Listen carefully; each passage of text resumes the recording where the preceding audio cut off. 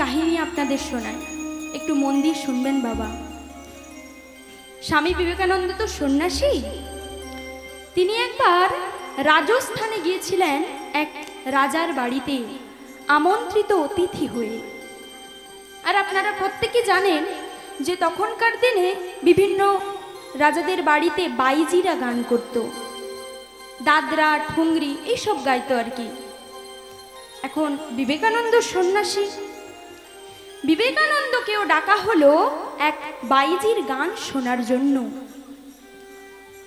তখন যে বাইজিটা সেদিন গান গাইবে সে মনে মনে ভীষণ খুশি যে হে ঠাকুর, আজকে এতদিন রাজাদের গান শুনিয়েছি পয়সার বিনিময়ে, সাধারণ মানুষকে গান শুনিয়েছি পয়সার বিনিময়ে, আজকে সাক্ষাৎ ভগবানের দূতকে গান শোনাবো, জীবনটা আমার ধন্য হবে। এটা বাইজিটা মনে মনে ঠিক করে রেখেছে। কিন্তু বিবেকানন্দ সন্ন্যাসী, বিবেকানন্দ বলছে আমি একটা সন্ন্যাসী হয়ে বাইজির গান শুনবো, লোকে যদি কিছু বলে। এই বলে স্বামী বিবেকানন্দ আর বাইজির গান শুনতে যাননি, তিনি ওপরের ঘরে চলে গেছেন। যখন বাইজিটা জানতে পারল যে বিবেকানন্দ আসছেন না, তখন বাইজিটা মনে মনে ভীষণ দুঃখ পেল। হে ঠাকুর, আমি একটা বাইজি বলে, আমি একটা পতিতা বলে আজকে আমাকে এই সম্মানটুকু দেয়া হলো না, যা ভগবান হয়তো আমার কপালে রাখেনি। আর সঙ্গে সঙ্গে এই গানটা গাইছে আর এই লাইনটা গাইছে, এক লোহা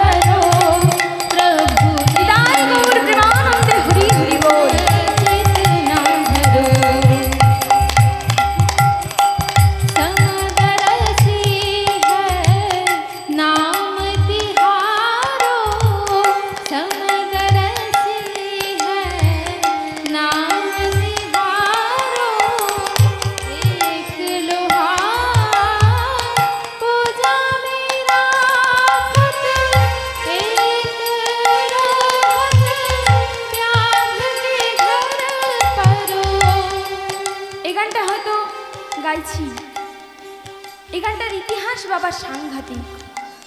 কি বলছি, একটা লোহা থাকে জল্লাদের বাড়িতে মাংস কাটার জন্য, বিচার করুন বাবা। আর একটা লোহা থাকে মন্দিরে ফল মূল শশা আপেল কলা কাটার জন্য।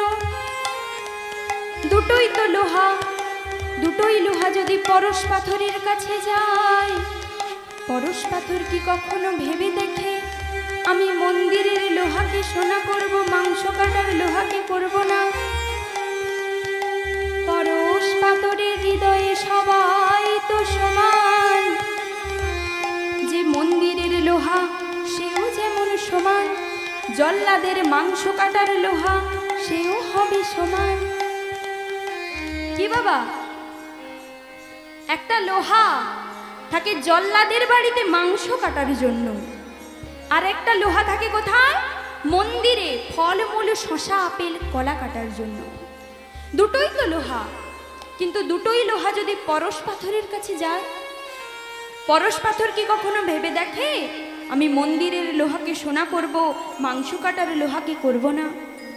পরশ পাথর কিন্তু এ কথা বলে না।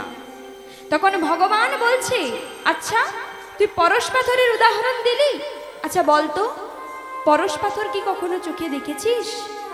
কি বাবা, পরশ পাথর কখনো চোখে দেখেছেন? কেউ চোখে দেখেনি। যারা গান শুনছেন তারাও দেখেনি, আর যারা গান গাইছে তারাও পরশ পাথরে দেখেনি। শুধু গল্পে শুনেছি পরশ পাথরের কথা, যে তার কাছে যে যায় সেই নাকি সোনা হয়ে যায়। তুই এমন একটা উদাহরণ দে, তুই এমন একটা সমদর্শিতার প্রমাণ দে যে সবাই দেখেছে। তখন ভক্ত বলছে, তাই দিচ্ছি প্রভু। এক নদিয়া এক নাল কহাবত मैलो निर्भयो, एक नदिया नार कहावत मैलो निर्भयो, जब मिले दोनों एक बनन भयो, गंगा सुर सुर नाम धरो। সামনে গঙ্গা নদী বয়ে চলেছে, একটা খালির জল, একটা নালার জল। খালির জল বাবা একটু পরিষ্কার জল বয়ে নিয়ে যায়, কিন্তু নালার জল অপরিষ্কার জল, নোংরা জল বয়ে নিয়ে যায়। কিন্তু খাল আর নাল দুটো যখন গঙ্গায় এসে মিশছে, তখন কেউ কি আমরা বলছি এটা খালের জল, এটা নালার জল? কেউ বলছি না। সেই গঙ্গায় বলে প্রমাণিত হচ্ছে, এটাই তো তোমার সমদর্শিতা। अज्ञानी से भेद न होवे, अज्ञानी से भेद न होवे, ज्ञानी से भेद न होगे, ज्ञानी कहे भेद करो प्रभु जी मेरो, अवगुण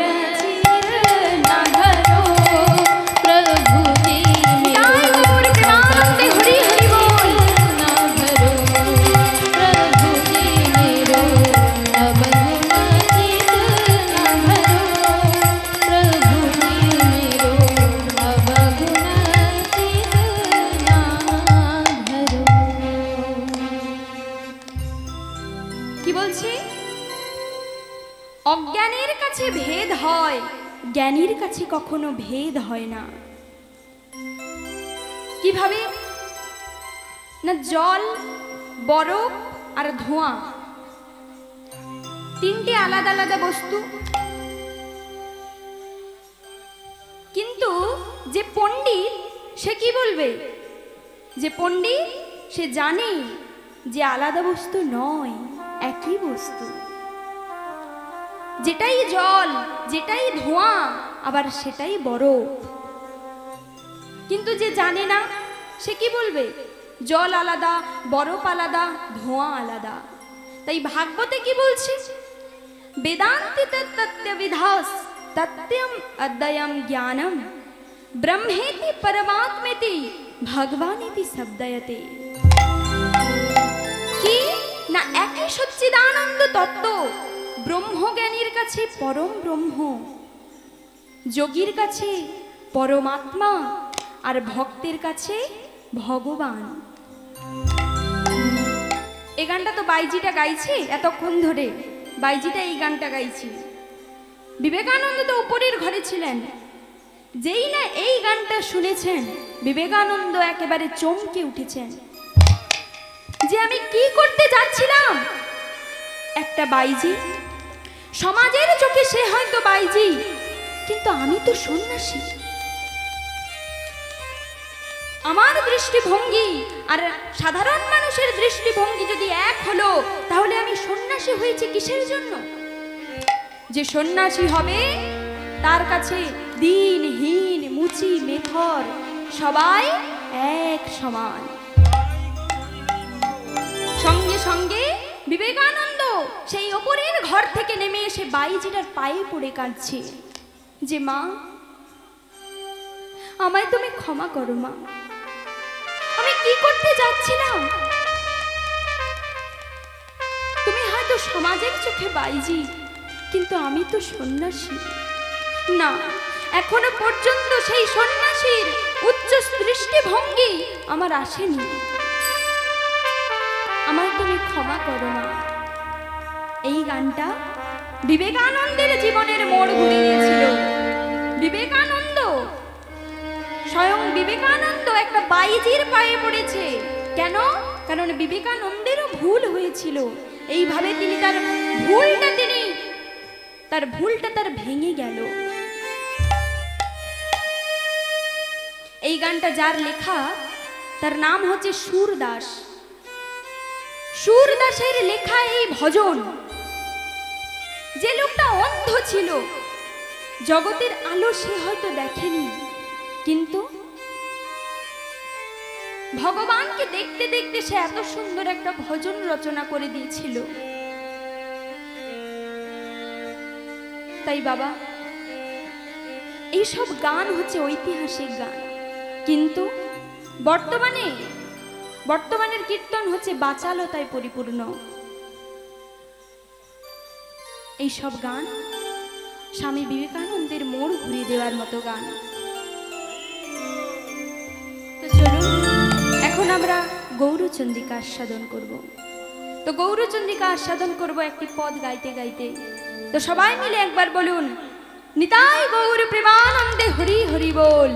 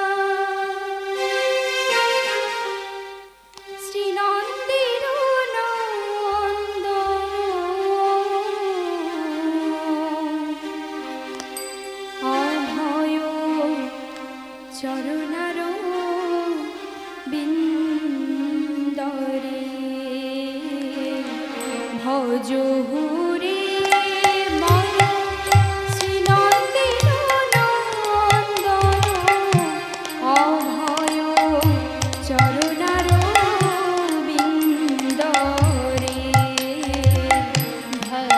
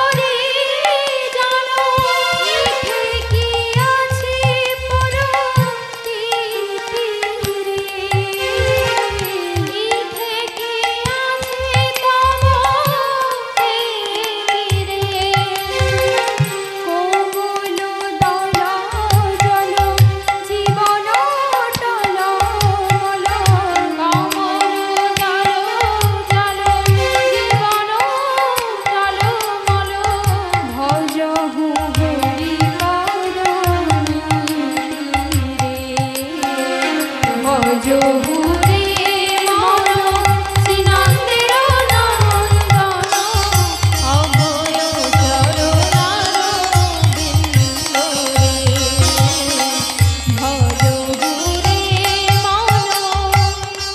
ব্রহ্মার অষ্টবিংশ কলিযুগে এই বৈবর্ষত কলিকালে নদিয়া জেলার 9টি দ্বীপের মধ্যে একটি দ্বীপের নাম হচ্ছে শ্বেতদ্বীপ। সেই শ্বেতদ্বীপে জগন্নাথ মিশ্রের ঘরণী সচিমায়ের 8টি কন্যা সন্তান মারা যাওয়ার পর নবম গর্ভে এলেন আমার বিশ্বরূপ। তিনি আবার মাত্র 12 বছর বয়সে অদ্বৈত আচার্যের টোলে পড়াশোনা করতে গিয়ে সেখান থেকেই সন্ন্যাসী হয়ে চলে যান। এরপর আমার সচিমায়ের 10ম গর্ভে এলেন আমার গৌরহরি, যিনি বৃন্দাবনের রাধা ও কৃষ্ণ। কিভাবে না, চৈতন্য চরিতামৃতে বলছে রাধা কৃষ্ণ প্রণয় বিকৃতি আহ্লাদিনী শক্তিরস্মা। গোবিন্দের প্রথম অক্ষর গো আর আহ্লাদিনী শক্তি, রাধারানীর প্রথম অক্ষর রা। এই দুই শক্তি একত্রিত হয়ে নাম হলো গোরা। তবে এবারে তিনি আর ভগবান হইলেন না, এবারে তিনি ভক্ত হইলেন। নিম গাছের নিচে হয়েছিল বলে তার নাম হলো নিমাই, আর তার গায়ের রংটা ছিল গৌর বর্ণের, তাই সবাই তাকে বলতো গৌরাঙ্গ। আমার মহাপ্রভু মাত্র 24 বছর বয়সে কাটোয়ায় কেশব ভারতীর আশ্রমে সন্ন্যাস গ্রহণ করলেন। সন্ন্যাস গ্রহণ করে তিনি চলে গেলেন কোথায়? দক্ষিণ ভারত। দক্ষিণ ভারতে গিয়ে সেখানে সাক্ষাৎ হলো কার সঙ্গে? রামানন্দ রায়ের সাথে।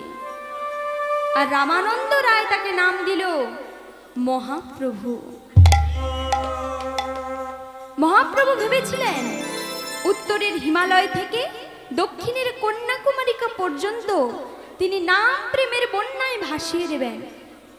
কিন্তু এরই মধ্যে কিছু আলমবাগিস, কিছু বাচস্পতিগণ, কিছু বিদ্যালঙ্কার, কিছু পতুয়া বাসন্ডী, তারা মহাপ্রভুর এই মত মেনে নিতে রাজি নয়।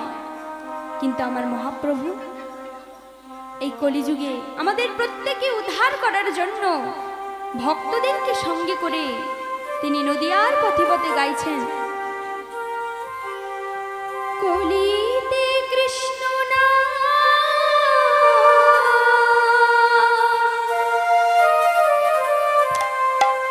জীবেরি পরিত্রাণ,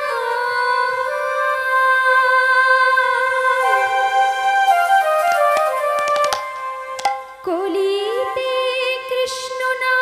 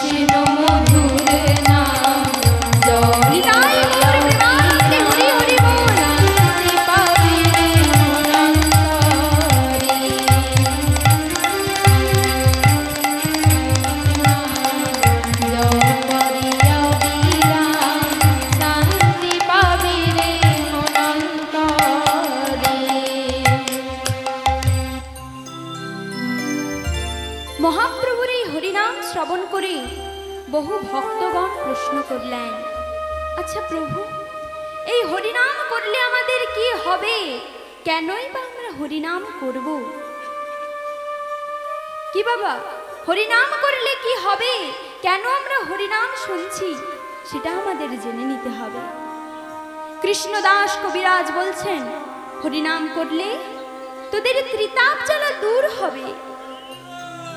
কি এই ত্রিতাপ জ্বালা? এক হচ্ছে আধ্যাত্মিক, আদি দৈবিক আর আদি ভৌতিক। এই তিন জ্বালাকে বলে ত্রিতাপ জ্বালা।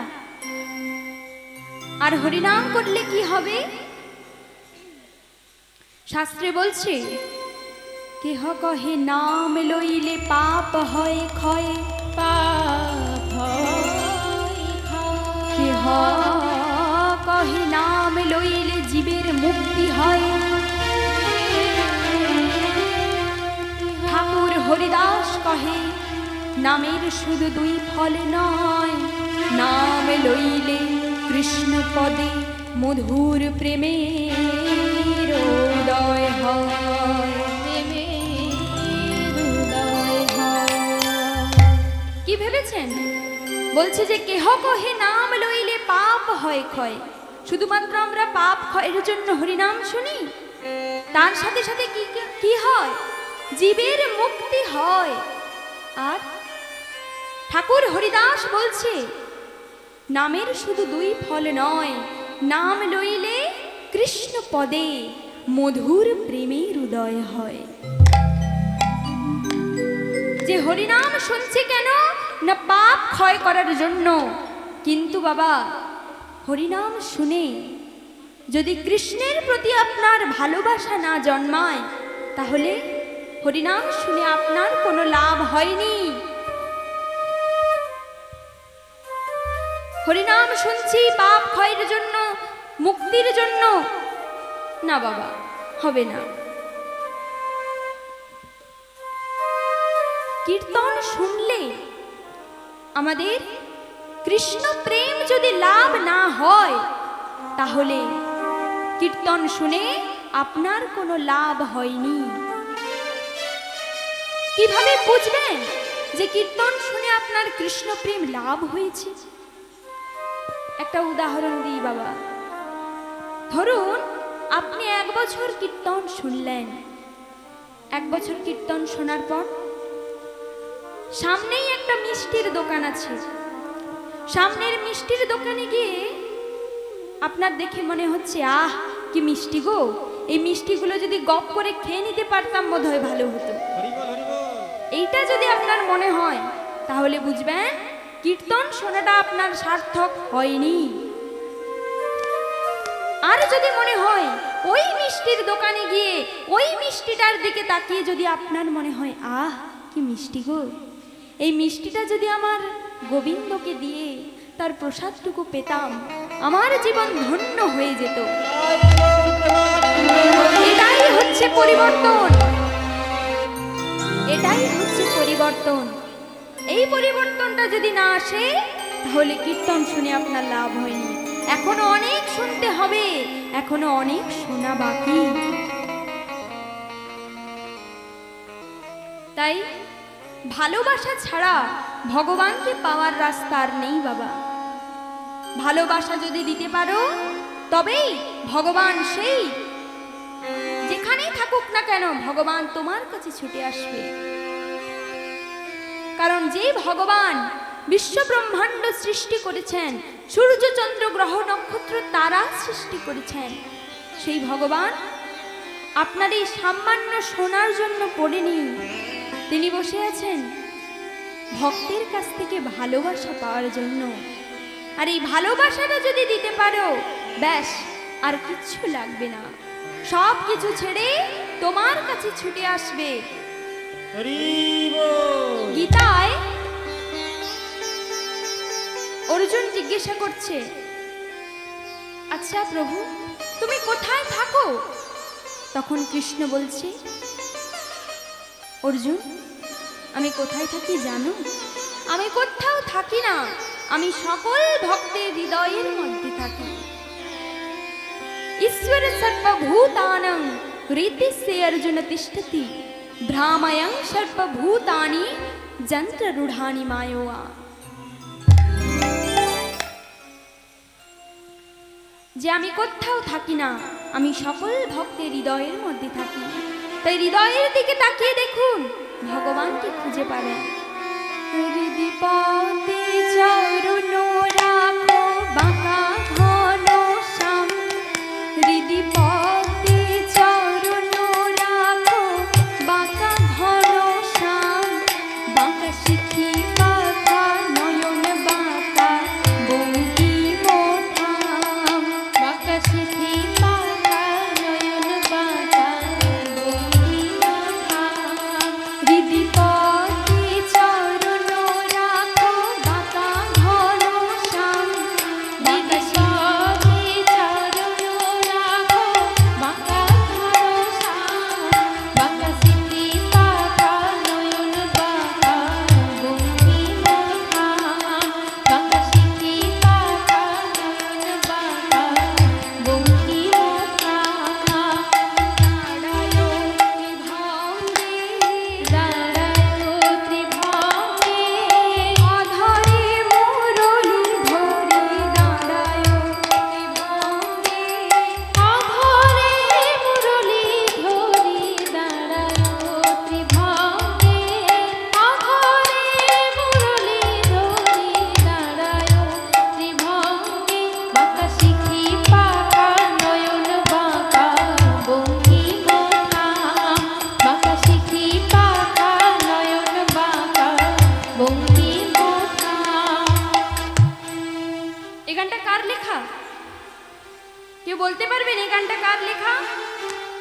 এই গানটা যার লেখা, হ্যাঁ, নজরুল ইসলাম। এই গানটা যার লেখা তিনি হচ্ছেন একজন মুসলিম, ইসলাম ধর্মে জন্মগ্রহণ করেছেন বাবা, অথচ এত সুন্দর একটা গান লিখে গেছেন যে সকল কীর্তনিয়াদের, সকল বৈষ্ণবদের সে গান গাইতে হবে। তাই যতই আপনি তুলসীর মালা পরুন আর যতই আপনি কপালে তিলক দিন না কেন, মনের মধ্যে যদি ভণ্ডামি থাকে না, কিছুতে কাজে দেবে না। হরি হরি বল। কারণ নজরুল ইসলামের হৃদয়টা যদি বৈষ্ণবতায় পরিপূর্ণ না থাকতো, তাহলে কখনো এই গান তার কলম থেকে বেরোতো না বাবা। কিন্তু আমাদের দুর্ভাগ্য যে আমরা বুঝিনি। এত সুন্দর একটা হরিনাম সংকীর্তনের আয়োজন হচ্ছে, কিন্তু কতজন মানুষ শুনছি আমরা। এটা আমাদের দুর্ভাগ্য যে আমরা বাঙালিরা আমাদের সংস্কৃতিকে বুঝিনি, বিদেশি রীতিনীতিকে নিয়ে আমরা টানাটানি করছি বাবা। নিতাই গৌর প্রেমানন্দে হরি হরি বল।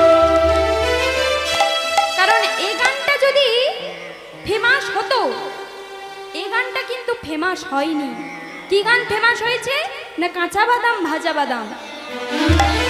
কাঁচা বাদাম ভাজা বাদাম ফেমাস হয়েছে, কিন্তু এই গানটার কথা কেউ জানি না। একটা ছোট্ট বাচ্চাকে জিজ্ঞেস করবেন বাবা যে কাঁচা বাদাম ভাজা বাদামের কথা, বলে দেবে। এটাই হচ্ছে আমাদের দুর্ভাগ্য যে আমরা জানিনি, আমরা বুঝতে পারিনি, এখনো পর্যন্ত আমরা বুঝিনি বাবা। অন্ধকারে লুকিয়ে আছে। অন্তরায় কি বলছে শুনুন। সোনার গোধূলি যেন নিবিড় শুনিল নভে, সোনার গোধূলি যেন নিবিড় শুনিল নভে, পিতা ধারা মরু কালয়াঙ্গে হরি হে, পিতা ধারা মরু কালয়াঙ্গে, নীল কপট সম করুণা চরণ দুটি,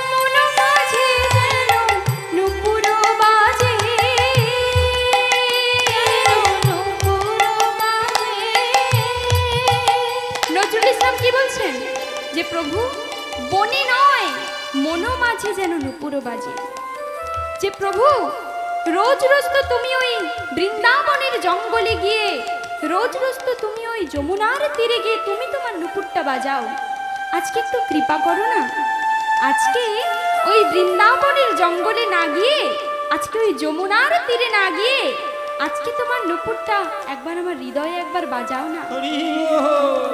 ওই বৃন্দাবনের জঙ্গলে যেমন ধুলো রয়েছে, পাথর রয়েছে, কাঁটা রয়েছে, তেমন আমার হৃদয়টাও তো একটা জঙ্গল। এই হৃদয়ের মধ্যে কাম, ক্রোধ, লোভ, মোহ, মদ, মাশ্চর্য, হিংসা, বিদ্বেষ, চুরি, কত কি আমার হৃদয়ের মধ্যে ময়লা হয়ে রয়েছে। আজকে একটু কৃপা করো না, আজকে ওই বৃন্দাবনের জঙ্গলে না গিয়ে, আজকে ওই যমুনার তীরে না গিয়ে, আজকে তোমার নুপুরটা আমার হৃদয়ে একবার বাজাও না প্রভু। ওই চরণে জড়াই পরানো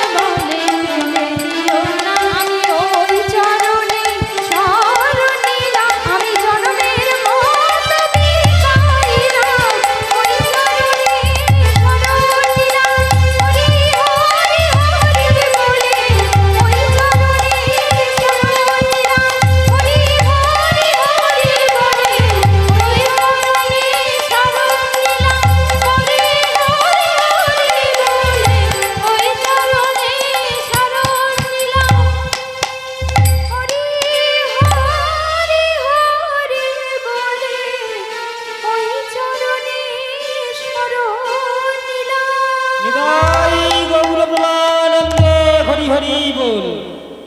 নমস্কার নজরুল ইসলাম কি বলছেন? জনিতাই সদ্য ভক্তমণ্ডলী, ভক্তিমতী মায়েরা, আজ এই মহতি হরিবাসরে আজকে যে এই লীলা কীর্তন হচ্ছে, লীলা কীর্তন পরিবেশন করছেন সুমনা পণ্ডা। ইনার গানে, বলার বচন, ভঙ্গি সব কিছুতে মুগ্ধ হয়ে মেঘনাথ জানাবাবু, কৃষ্ণপুর, উনি আজকে এই সুমনা পণ্ডার লীলা গানে সন্তুষ্ট হয়ে বাড়ির জামাইবাবু তিনি 20 টাকা দিয়ে আশীর্বাদ করছেন। আপনারা সবাই মিলে দুটি বাহু তুলে আমাদের এই ক্ষুদ্র সম্প্রদায়কে আশীর্বাদ করুন, যেন এইভাবে আপনাদের মনে জায়গা করতে পারি, আপনাদের আশীর্বাদ পেতে পারি। সবাই মিলে দুটি বাহু তুলে প্রেম সে বলুন, নিতাই গৌর প্রেমানন্দে হরি হরি বল।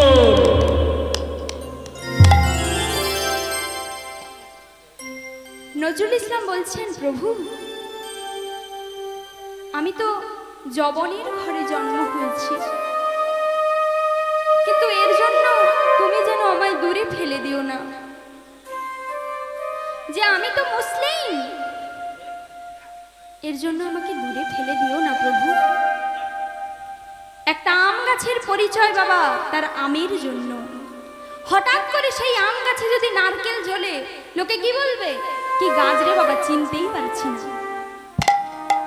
আমাদের ভাগ্য ভালো যে আমরা গ্রামে বসবাস করি, যে গ্রামে যে কোনো বাড়িতে যে কোনো আটচালায়, যে কোনো মন্দিরে এইভাবে হরিনাম সংকীর্তনের আয়োজন করা হয়। আর এই বাংলার সংস্কৃতির একেবারে শির দাঁড়া হচ্ছেন আমার মহাপ্রভু। প্রথম গণ আন্দোলন কে করেছিল? গান্ধীজি নয়, আমার মহাপ্রভু। কিভাবে না, খোল ভেঙে দিয়েছিল বলে তিনি হাজার হাজার খোল জোগাড় করেছিলেন। কেন? যুদ্ধ করার জন্য না, হরিনামের মহিমাটা বোঝানোর জন্য। চাঁদ কাজী সাহেব খোল ভেঙে দিয়েছিল, সেই কারণে মহাপ্রভু কি করলেন? হাজার হাজার খোল জোগাড় করে তিনি চাঁদ কাজী সাহেবের বাড়িটা ঘেরাও করেছিলেন এবং চাঁদ কাজী সাহেবের সঙ্গে তর্ক যুদ্ধে বসলেন। তর্ক যুদ্ধে বসে তিনি বুঝিয়ে দিলেন যে সনাতন ধর্মের হরি সংকীর্তন হচ্ছে সর্বশ্রেষ্ঠ গান।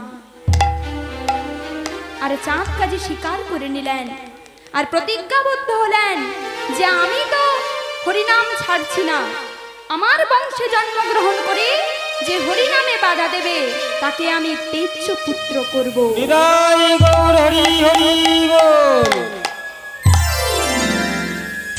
চাঁদ কাজী যখন মারা যান তখন তার সমাধি ক্ষেত্রের ওপর মহাপ্রভু একটা চাপা গাছ পুঁতে দিয়েছিলেন।